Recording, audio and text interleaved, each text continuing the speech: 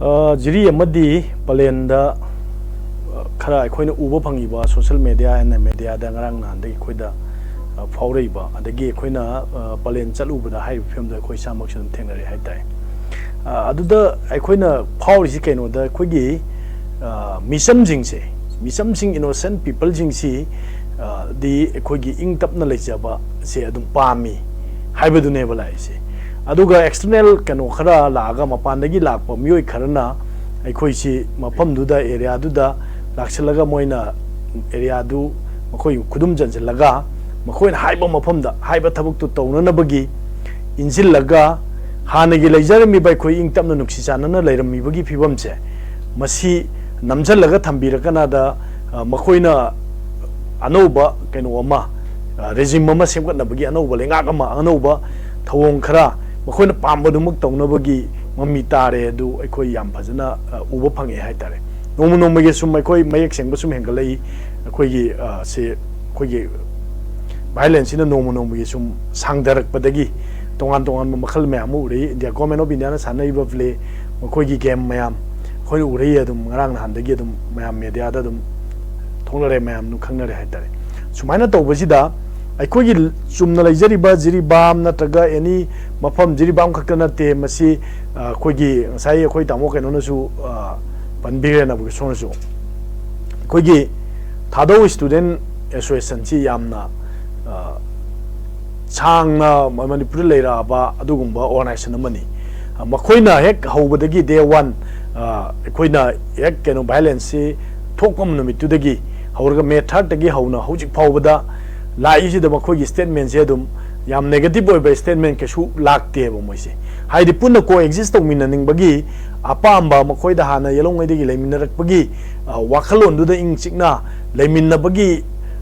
ꯊꯧꯔꯥꯡ ꯇꯧꯅ ꯑꯗꯨꯝ ꯂꯩꯕ ꯍꯥꯟꯅꯒꯤ ꯃꯑꯣꯡꯗ ꯍꯟꯖꯤꯜꯂꯛꯅꯕꯒꯤ ꯊꯧꯔꯥꯡ ꯇꯧꯅ ꯑꯗꯨꯝ ꯎꯔꯤꯑꯕ ꯑꯗ ꯁꯤꯅ ꯑꯩꯈꯣꯏꯅ ꯉꯁꯥꯏꯒꯤ ꯑꯩꯈꯣꯏꯒꯤ ꯃꯤꯌꯥꯝꯁꯤꯗꯤ ꯑꯩꯈꯣꯏꯒꯤ ꯀꯔꯤꯒꯨꯝꯕ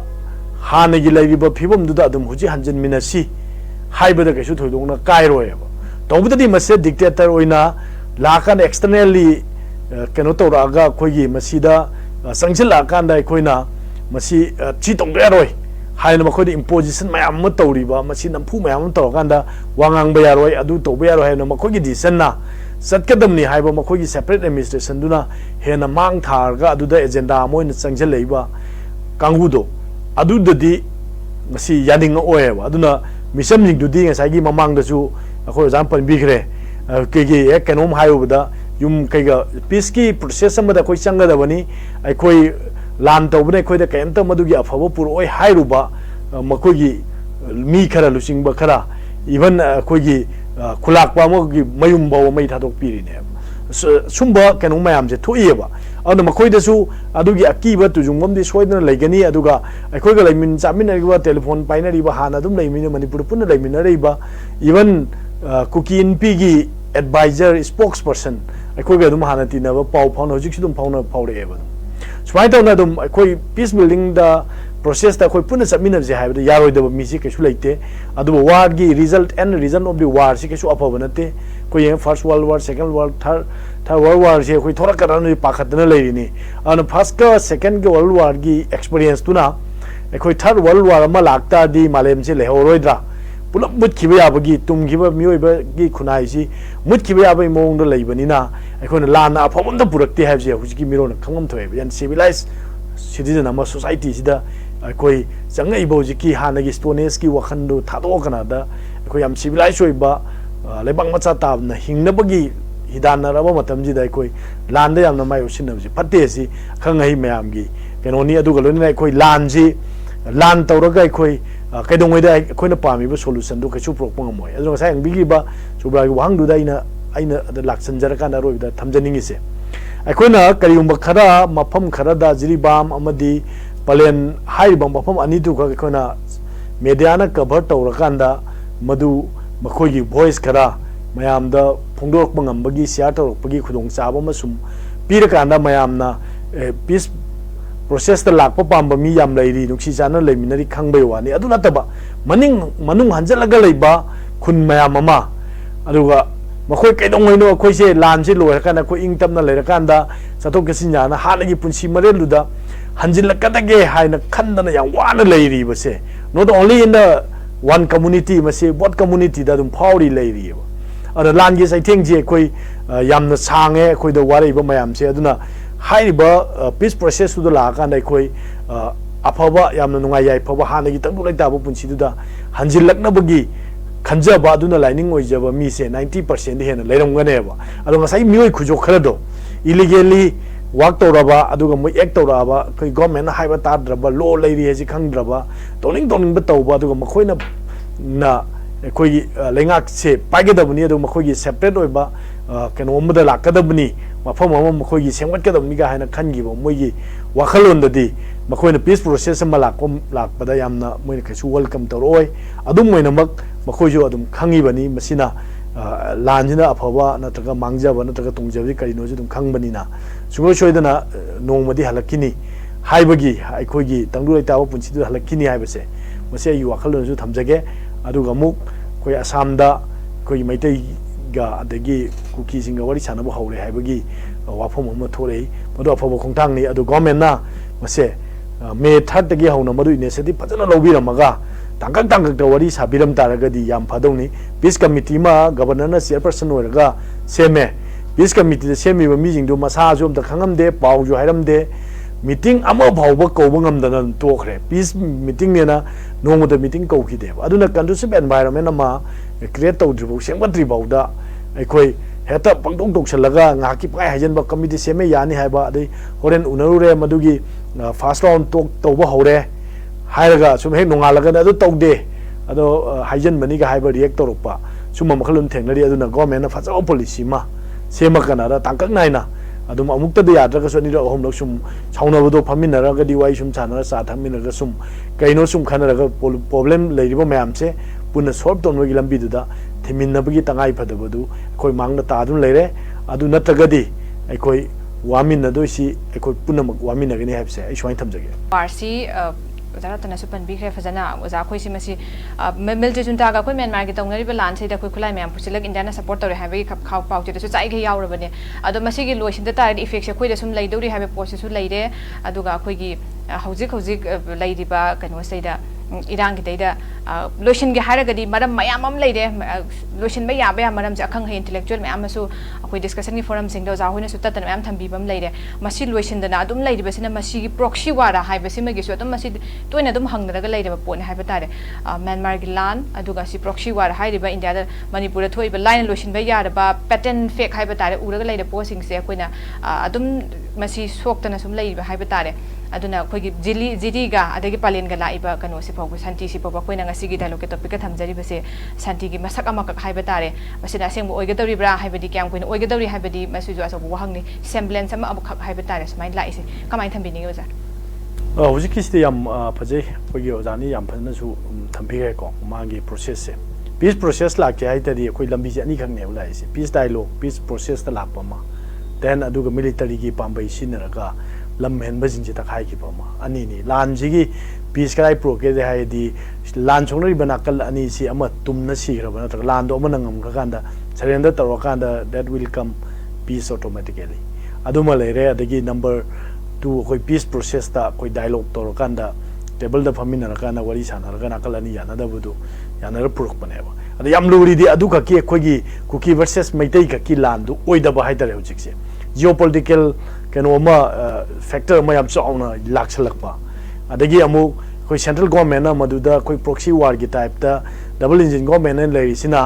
ngasi bawda masigi lotion ba yanabagi process am da tawda ba haitare even mi lising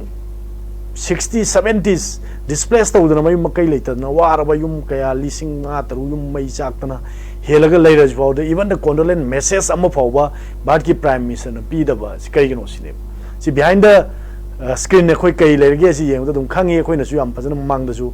adum haijagi masi makhoi na karigumba aron ba agenda amada work tawri haibase masi khoi na dum khangi haitare adu madu khoi na media gi platform da loina mak haibada haiba su yaroi da bai area khadi laibani na madu khoi adum manung hunna khoi na khangjaba level ba obda dum yengwa matam da masi gi lan je loisal handana ba loisan hangi ba targadi makhoi gi objective ama phangoi dori khanbagi mong da dum tongnagi jinu haina थादोग थम्बै मोंग अमा दुम यु उरिब अन लान खामननबा थारैब्रा नत्रगा लान जेंगननबा थारैब्रा इंडियन आर्मी जिंगजे जे याम चाउन हंगबा याबा paramilitary force and Indian army मैम मसीदा deploy more than 80,000 personnel ji deploy tawre Manipur da ade khoi ga hana leijariba 50,000 plus leijariba state security forcing jiga punjan mamadam da 1,20,30 above leiraba sumba makhal gi achauba manpower ji mana force na kasu nataba kanglup ama ani gi leiriba kenosi militant group sing haigera nataga atai miscreant arm miscreant मैम जी तकथोक पाइसे केसु नतेबो firstly warning अंक पीबो मतमदा ngasai ojanju panbigre lotion ba aba pone ba mase ai tanga sukta gi no hek tawak pa matamda noi da takta ko action loni both side haira seba haiba matamdu da hek tawak ta numita ha ko achomba warning shot khara warning operation ama tawba matamda krai da no moina tawdoi se bombing tawni se sam na ai khoi gi international airport btn international airport imphal sida mig fighter plane amtang thamse ai shek hawrak podum na bombing tawni hai na thamse just farm commitment amaga loina se kanu warning am pi se se hawrak pa midum da tak dek marum tang kapak pa mafam do adu de khoi masi bombing tawni na tang hai se ba adu tawma tam moi kesu adu de ski ne ba adu na te bi toy sidi arot ba mayam me jena mayam thamme ba ai khoi su se abrogate taw hai ro 29 kanu da February de loi re ai khoi gi suspension operation gi matam se period se adu madu sangdoi bra natraga lokthokhrabra karino ase adum khangidre sangdok ta taraga di sabsaba legal gi law enforce togodabni sai oja tan haibi duaina law and order se enforce tongna ba sangdok asu sangdok ta su madu myam da khangan ba ma changi ba ai ko di am arot pa makhal gi thabak mayam to lai ba hojik te na me tha dai na hojik ba da khoin uri ba mayam se sina masada sincere oi da bai koi gi lusing basing india gi lusing basing adu manipur gi lusing basing singi makoi gi makok ta government pai basing sigi makok ta koi gi sincerity oi da ba ma yauri ba akoi sumaina tawre mla tara du matak te action lawni adu da mla tara na te minister oi ba ni du magi minister gi portfolio pham do lokthok pai si koi state government gi minister khutale ba kai lokthok trino Manipur ki speaker ki makutta layeba disqualified tawba natraga tawdaba ise speaker na privilege and ethics committee ma seme aduga June 16 baw manung the last warning am pire chairperson of the ethics privilege and ethics committee na sapam gi akoi MLA ken ona pigre ado hairi ba piri sida matam lo re kai tawre ju tumil lai re karing ba phajam ta tawda bhai tar peace process tawna ba honara ju peace process tawbagi mami je amata uda ba haidare khata o meta to thokiba khata meta law enforce to gudong man ba sidai di hayeng de ta khairani operation tawne du khai hairam ba lem tharo ena khai hairam ba ko nongale ta uda ba haidare sigi yam short term kano si ngaki measure la khola khuda gi khan bu yaroi asuk yam na irang thoing matam jida Chosampur ta ba bus am jelani adagi mau yo ba bus jelani ga na ta haiba so khola ya so presiding brigade officer mayam ma ade khoi ojaju ju phambiri ko lengak te yaubira mini moina director naga adagi secretary naga chief secretary naga flag of ko tawna gari ga thagalak do satba yairo ji sukun khanda bra sindi angang ma samna judum khange ba this is not sustainable viable oiba keno khongthang natte si mayam khange ba dum ko judum haije ba ado numini su na kai su zakidre aswai degi tawaga dum army dum support to bai mahutta army dum mai le halala kre ba keno degi torbung degi Madu state government in head of the civil Canada administration na mateng pang na wala ini ba anmi se moi na oina civil administration no khuding jelak pa haitari sini lai se buffer zone ga je ekta moi na ga ta tham jelak pa district magistrate na ta udo habak che to ga moi na ta toksilak pa haitari an mai ga ta ga police ngi matak ta bu overpower to ga sunu police station da overpower to ujuni mayam lo khangem si evidence ne ba sum mayam la khre ba duna sigi sincere oi da ba mayam che Sijina proxy wani haibagi sab khudam changdam mayam phangai ba aduga huji Myanmar gi military junta amadi magi PDF loina na atopa lalo lu mayam pulla kanda India gi army nataga Indian gi na mateng pange adu US na mateng pange ga haiba wafam myam thori ni nong nong mission for is neba anu thamoi se na Manipur gi wafam je issue se loisan gi haibagi खंदब मानब थवोंसे चप चाना दुम लेरी अन माई माइथोंग दुम खांगेबा prime minister of India की माइथोंग दुम खांगेबा तसेंग लोइसनिंगबा ओइदब्रा लोइसनिंगदब्रा अदुगी मयाम दु मनुंग Moina तौरिब मयाम से कोई लोइना खांगी मेडिया कोई लोइना हाइब्यादबी हाइदबनी मखोइना पामिसे करिनो से कोई दुम खांगेबा अदुना थमोय खितंग चेंगवम चंगेबा मखोइना अदुइदि डबल इंजिन गवर्नमेंट ने हाइरगा कोई लोइ तौब ngami मालेमगी अकनबा लेबाक चिंगी मरी मनुंग मरी सुब लेबाकनी अहुम सुब लेबाकनी मिलिटरी पावर दा kana yam हाइरिबा इंडिया ना कशुना तबा मियोय लिसिंग अमानी आम स्क्रीन पाइबा अमानी गी मथकता कयुमा थबम the तौब ngamdana sahi ma yenga leibase masina ilai laina khangba ngameba koi peace process se yam tu puraning de aduga masida थबक पाइखलगा मणिपुर दा पीस एंड नॉर्मल से हंजन नबई रेस्टोर तंगोई प्रोसेस समता इंडिया गवर्नमेंट थमोइसिन होनदे मसी होना बंखक याम फन संगी अदुर कांदा ने बलाक तुज अदुना अरोबिदाइन थमजनिंग से अखोई लीडर सिंग से मसीगी याम सिंसियर ओइबा थमोइसिंग होनगे खनबा मोगी इंटेंशन अमक उइलंगक संगीबा अदुगी कमिटमेंट दो सुमु उलक्तबा ngasi बावदा यावक्तबनिना इवन मणिपुर के सोक चाना मई होबदु बावदा मदु पार्लियामेंट दं खनबियो हाइबदो बाव खनौ यादबदगी नो कॉन्फिडेंस मोशन का थांगलकांदा खनरगा अदुबो एजोन तोरगा त पार्लियामेंट इरांग थोगा लोइसलिने फजन सोल्यूशन अम पुरक्तना अनु सुवाइना मसी आइजनिंगी अदुना मसीगी स्टेक होल्डर खुदिंगमक सिविल सोसाइटी ऑर्गेनाइजेशन आर्म स्क्रेन कांगू अदुगो लोइनना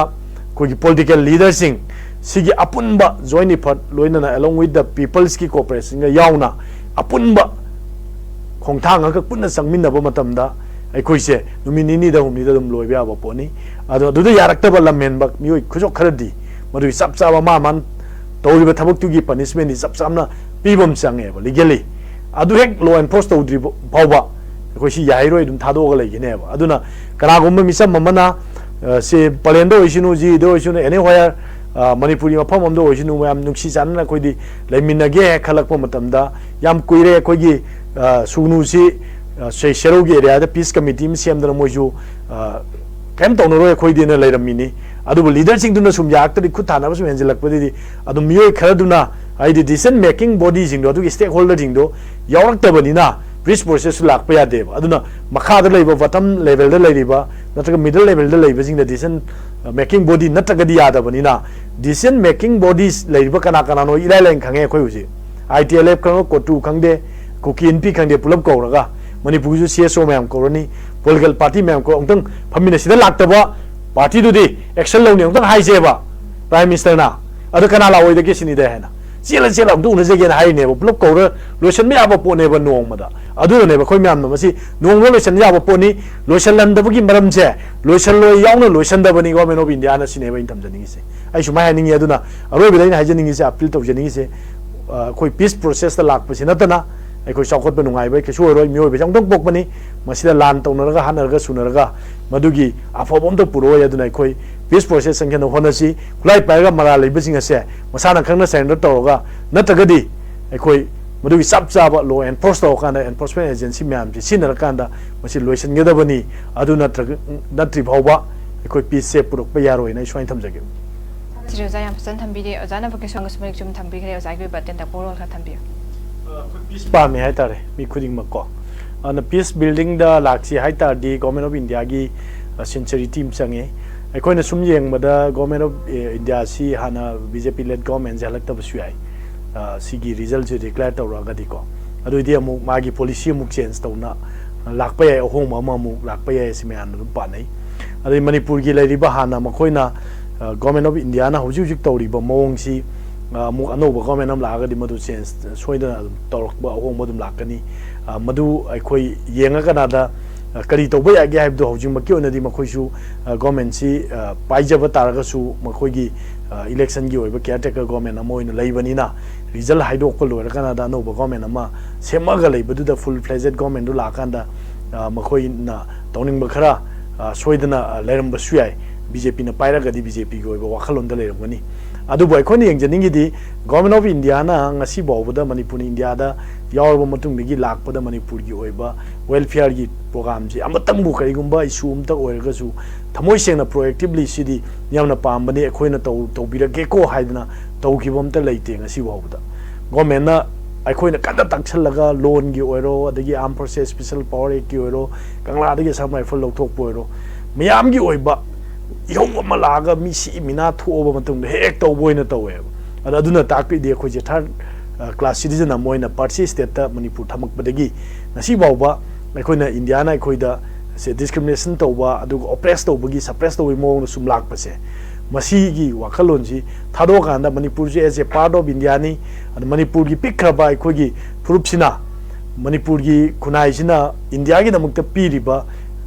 ꯈꯨꯗꯣꯜ ꯄꯣꯠꯁꯦ ꯑꯗꯨꯛ ꯃꯇꯤꯛ ꯌꯥꯝꯃꯤ ꯍꯥꯏꯇꯥꯔꯦ ꯄꯣꯂꯣꯕꯨ ꯑꯣꯏꯔꯁꯨ ꯑꯗꯒꯤ ꯗꯦꯟ ꯑꯩꯈꯣꯏꯒꯤ ꯁꯤꯔꯣꯏ ꯂꯤꯂꯤ ꯑꯗꯩ ꯑꯇꯩ ꯑꯩꯈꯣꯏꯒꯤ ꯁ꯭ꯄꯣꯔꯠꯁ ꯑꯥꯔꯠ ꯑꯦꯟ ꯀꯜꯆꯔ ꯃꯌꯥꯝꯗ ꯑꯆꯧꯕ ꯀꯟꯇ꯭ꯔꯤꯕ꯭ꯌꯨꯁꯟ ꯑꯃ ꯃꯅꯤꯄꯨꯔꯅ ꯏꯟꯗꯤꯌꯥꯗ ꯄꯤꯔꯤ ꯍꯥꯏꯕꯁꯦ ꯏꯟꯗꯤꯌꯥꯒꯤ ꯂꯤꯗꯔꯁꯤꯡꯅ ꯃꯁꯤ ꯈꯪꯒꯗꯕꯅꯦꯕ ꯃꯗꯨ ꯈꯪꯕꯤꯕꯒ ꯂꯣꯏꯅꯅ ꯑꯊꯨꯕ ꯃꯇꯝꯗ ꯁꯣꯜꯕ ꯇꯧꯔꯀꯥꯟꯗ ꯃꯁꯤ ꯂꯣꯏꯁꯤꯜꯂꯒ ꯉꯁꯥꯏꯒꯤ ꯇꯧꯒꯗꯕ ꯊꯕꯛ ꯈꯔ ꯇꯧꯔꯣꯏꯗꯕ ꯂꯣ ꯑꯦꯟꯐꯣꯔꯁ ꯇꯧꯒꯗꯕ ꯁꯔꯨꯛꯁꯤꯡ ꯑꯗꯨ ꯀꯥꯟꯊꯣꯛꯑꯝꯕꯗꯤ ꯌꯥꯔꯣꯏ ꯁꯤꯒꯤ ꯏꯟꯗꯤꯌꯥꯟ ꯐꯣꯔꯦꯁ ꯑꯦꯛ 1927ꯕꯨ ꯍꯥꯏꯔꯁꯨ ꯃꯗꯨ ꯀꯩꯝꯇ ꯈꯟꯗꯅ ꯍꯦꯛꯇ ꯄꯥꯛꯇꯛꯅꯅ ꯎ ꯌꯥꯟꯊꯠꯄ ꯃꯗꯨꯅ ꯑꯗꯨꯒꯤ ꯑꯦꯐꯦꯛ ꯃꯌꯥꯝ ꯂꯩꯕ ꯑꯦꯗꯚꯔꯁ ꯏꯐꯦꯛ ꯃꯌꯥꯝꯗꯨꯅ ꯑꯩꯈꯣꯏꯗ ꯑꯦꯟꯚꯥꯏꯔꯟꯃꯦꯟꯗ ꯁꯣꯛꯍꯜꯂꯤꯕ ꯗꯦꯟ ꯑꯇꯩ ꯂꯣꯏꯅ ꯁꯣꯛꯍꯜꯂꯤꯕ ꯃꯌꯥꯝꯁꯦ ꯁꯨꯌꯦꯡꯅꯗꯦ ꯑꯗꯨꯗ ꯄ꯭ꯔꯣꯐꯤꯠ ꯊꯥꯖꯤꯟꯕ ꯑꯗꯨꯝꯕ ꯃꯌꯥꯝꯁꯦ ꯃꯁꯤꯁꯨ ꯈꯜꯂꯀꯥꯟꯗ ꯑꯔꯥꯟꯕꯁꯤꯡꯗꯨꯗꯤ ꯐꯖꯅ ꯂꯣꯒꯤ ꯃꯇꯨꯡ ꯏꯟꯅ ꯆꯩꯔꯥꯛ ꯄꯤꯅꯅꯕ ꯌꯥꯝꯅ ꯆꯥꯎꯕ ꯀꯩꯅꯣꯒꯤ ꯃꯗꯨꯒꯤ ꯑꯦꯛꯖꯥꯝꯄ꯭ꯂꯦꯅꯔꯤ ꯑꯣꯏꯕ ꯀꯩꯅꯣ ꯑꯃ ꯇꯧꯍꯧꯕꯁꯨ ꯆꯨꯝꯃꯦ ꯑꯗꯨ ꯅꯠꯇ꯭ꯔꯒꯗꯤ ꯁꯤꯗ ꯑꯃꯨꯛ ꯌꯥꯅꯔ ꯈꯟꯅꯔꯅꯨꯀꯣꯅ ꯂꯩꯕ ꯃꯇꯝꯗ ꯉꯁꯥꯏꯒꯤ ꯂꯣ ꯃꯌꯥꯝ ꯂꯩꯔꯤꯕ ꯁꯤ ꯋꯥꯏꯜ ꯂꯥꯏꯐ ꯉꯁꯥꯏ ꯑꯩꯅ ꯄꯟꯖꯔꯤꯕ ꯈꯔꯁꯦ ꯁꯤꯗ ꯃꯊꯪꯗ ꯁꯤꯒꯤ NIAꯒꯤ ꯑꯦꯛ ꯂꯩꯔꯤꯕ UPA ꯑꯦꯛꯀꯥꯁꯦ ꯑꯗꯨꯝ ꯀꯔꯤꯝꯇ ꯊꯧꯋꯥ ꯁꯥꯗꯕꯤꯗ ꯄꯪꯇꯧꯅ ꯇꯧꯕ ꯑꯩꯈꯣꯏꯒꯤ ꯂꯣ ꯂꯩꯇꯕ ꯂꯩꯕꯥꯛꯇꯧꯅ ꯇꯧꯕꯁꯦ ꯃꯁꯤ ꯇꯧꯍꯟꯗꯅꯕ ꯏꯟꯗꯤꯌꯥ ꯒꯣꯔꯃꯦꯟꯅ ꯌꯥꯝ ꯐꯖꯅ ꯍꯣꯠꯅꯔꯒ ꯑꯩꯈꯣꯏ ꯃꯌꯥꯝꯅꯁꯨ ꯂꯥꯟ ꯄꯥꯝꯗ꯭ꯔꯕ ꯑꯩꯈꯣꯏ ꯃꯌꯥꯝꯁꯦ ꯃꯁꯤ ꯂꯥꯟ ꯑꯃꯨꯛ ꯍꯟꯅ ꯊꯣꯛꯍꯟꯗꯅꯕ ꯒꯤ ꯊꯧꯔꯥꯡꯁꯤ ꯌꯥꯝ ꯑꯊꯨꯕꯗ ꯁꯤꯟꯕꯤꯔꯛꯄ ꯑꯣꯏꯁꯅꯨ ꯑꯗꯨ ꯑꯅꯧꯕ ꯒꯣꯔꯃꯦꯟ ꯂꯥꯛꯄꯗꯨꯅ ꯑꯊꯨꯕꯗ ꯊꯕꯛꯁꯨ ꯇꯧꯕꯤꯔꯛꯁꯅꯨ ꯑꯗꯨꯒ ꯉꯁꯤꯒꯤ ꯑꯩꯈꯣꯏ ꯈꯟꯅ ꯅꯩꯅꯕꯁꯤꯒꯤ ꯀꯩꯅꯣꯗ ꯌꯥꯝꯅ ꯐꯖꯕ ꯇꯣꯄꯤꯛꯁꯤ ꯃꯁꯤꯅ ꯃꯩꯔꯤꯛ ꯄꯤ ꯑꯃ ꯑꯣꯏꯔꯒ ꯍꯥꯏꯇꯥꯔꯦ ꯃꯁꯤꯅ ꯀꯩꯅꯣꯒꯤ ꯑꯏꯪ ꯇꯞꯄ ꯄꯨꯔꯛꯅꯕꯒꯤ ꯃꯩꯔꯤ ꯑꯃ ꯑꯣꯏꯔꯀꯥꯟꯗ ꯁꯟꯗꯣꯛꯑꯒ ꯄꯨꯟꯅ ꯉꯥꯜꯍꯜꯂꯒ ꯑꯩꯈꯣꯏ ꯄꯨꯝꯅꯃꯛ ꯄꯤꯁ ꯕꯤꯜꯗꯤꯡ ꯄ꯭ꯔꯣꯁꯦꯁꯇꯨ ꯂꯥꯛꯃꯤꯟꯅꯒ ꯍꯥꯟꯅꯒꯤ ꯔꯦꯁꯇꯣꯔꯦꯁꯟ ꯑꯣꯐ ꯄꯤꯁ ꯃꯅꯤꯄꯨꯔꯗ ꯑꯃꯨꯛ ꯍꯜꯂꯛꯄ ꯑꯣꯏꯁꯅꯨ ꯍꯥꯏꯕ ꯋꯥꯐꯝꯁꯦ ꯑꯔꯣꯏꯕ ꯑꯩꯅ ꯁꯨꯃꯥꯏꯅ ꯊꯝꯖꯒꯦ ꯌꯥꯝ ꯐꯖꯩ ꯑꯣꯖꯥ